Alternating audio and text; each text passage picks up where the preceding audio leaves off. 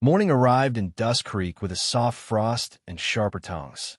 Hiram split wood in the yard, breath huffing clouds, while Junie watched from the window, arms folded across her chest like a gate nailed shut.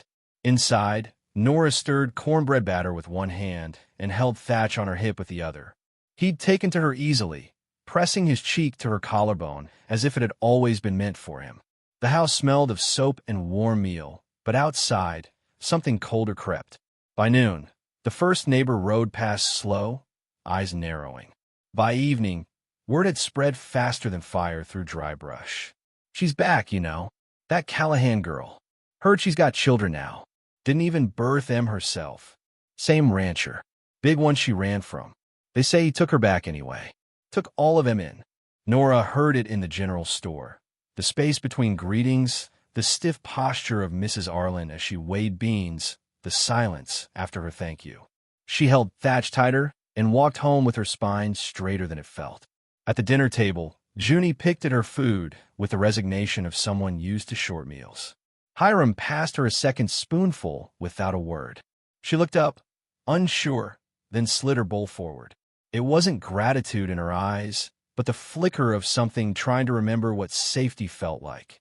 That night, Junie sat by the fire while Nora mended a shirt. "Is he going to make us leave?"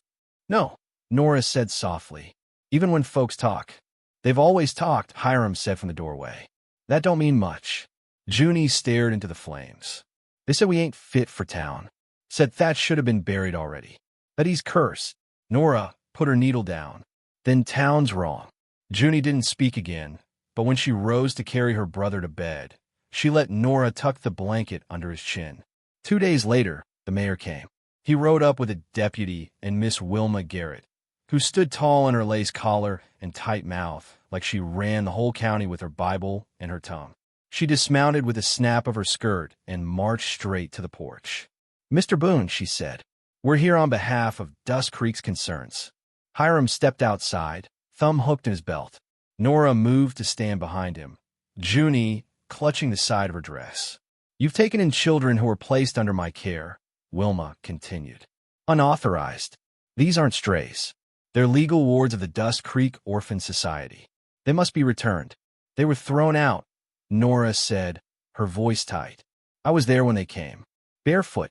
Starving." Wilma sniffed. "We made every effort to accommodate. But there are rules. And race complicates adoption, especially with Junie's attitude and the boy's health." "They're not problems," Nora cut in. "They're children." The mayor, Jedediah Struthers, cleared his throat. "Ma'am, this isn't about emotion. We need structure. These kids need supervision." "They've got it," Hiram said. "Right here." Wilma stepped forward. "You're unmarried. She's no blood to either child. This is an improper arrangement." "They were left," Hiram said flatly. "By you. We didn't go seeking them. But they came. And they stay." Wilma turned to Junie. "Do you want to come back with me, Junie? We've made space now. We'll find you a nice family." Junie didn't move. Her hand found Nora's and squeezed. The deputy took a step forward. "We can take him gently or not. Your choice." It was then that Nora stepped down from the porch. Her voice shook, but she stood tall. "I came back here ashamed. I rejected kindness once. I walked away from a good man because I couldn't see past my own pride. And Dust Creek made sure I wore that shame like a brand. But I won't let these children carry it, too." Wilma opened her mouth, but Nora pressed on. "They're not stray dogs. They don't need a cage. They need someone who sees them, who stays. I've failed before, but I will not fail again." Silence. The mayor looked down, then nodded once to the deputy. "Let be. For now." Wilma sputtered. "But Mayor—" "You threw them out, Wilma. They didn't run off. Seems Boone's house is warmer than yours." The horses turned. Dust kicked up, and for the first time, the road felt like it had delivered something good. Inside, Junie sat on the floor, silent. Nora knelt beside her. "You didn't have to hold my hand," she said. Junie looked up. "I didn't want them to take you." Nora blinked, and for a long moment didn't speak. That night, Hiram placed a carved horse on Thatch's small shelf, a gift he hadn't announced. Nora saw it, said nothing, but her fingers grazed his arm when they passed in the hallway. In town, the gossip didn't stop, but it changed shape. Some called her foolish, others brave. A sack of flour arrived on the step, then a pie, then a blanket sewn with clumsy but careful stitches. One evening, Junie laughed, a short, surprised burst when Thatch stuck cornbread in his ear. Hiram smiled, so quick it barely showed, but Nora saw it. They ate together now without silence. The house creaked, less like it was waiting to fall, more like it was settling. But one morning, as Nora hung damp linens in the yard, a rider paused at the end of the path. His coat was fine, his horse better. He watched along, while before tipping his hat and riding on. Nora felt the cold in her bones as she watched him go. She knew that face, and if he'd come once, he'd come again. The wind scraped across the plains like a memory refusing to die, dragging pale dust across the hills and laying it like ash on the split-rail fence. The sun was falling fast behind the church steeple of Dust Creek, casting long shadows over Hiram Boone's porch. Evening brought with it the kind of silence that didn't feel restful, just unresolved. Inside the house, the clink of forks on tin plates echoed across the wood-plank table. Hiram ate slow, the weight of his hands heavy on the table like stones. Across from him sat Eleanor Callahan, Nora to those who once knew her name before it turned bitter in their mouths. Her hands, small and cracked, moved with the grace of someone who once believed in fine things. The silence between them had grown companionable in its own strange way, a truce signed by necessity rather than affection. She'd come back, not to love him, not yet, maybe never, but to make amends. For leaving, for what her sister had to carry, for all the eyes that burned holes in her dress every time she stepped into town. Nora reached for the bread. Just as her fingers brushed the crust, a knock came. Barely a knock, more like a scrape, a soft, hesitant tap, like someone unsure whether the door wanted to be touched. Hiram glanced at her. She paused, then rose. Outside, the wind had curled up like a wounded thing just watching. On the porch stood a girl no more than 8, skinny as a slat, with wild curls that had long lost the battle with the road. She held something, someone, wrapped in a tattered quilt against her chest. "Can we sleep here?" "Ma'am and sir," the girl said, voice thin as twine. "We got kicked from the orphanage." Nora's breath hitched. The girl's eyes were a storm, part fight, part fear, part final thread. "What's your name?" she asked softly. "Junie," she said. "That's Thatch." She nudged the bundle gently. "He's 3. He don't talk much no more." From behind, Hiram stepped out onto the porch.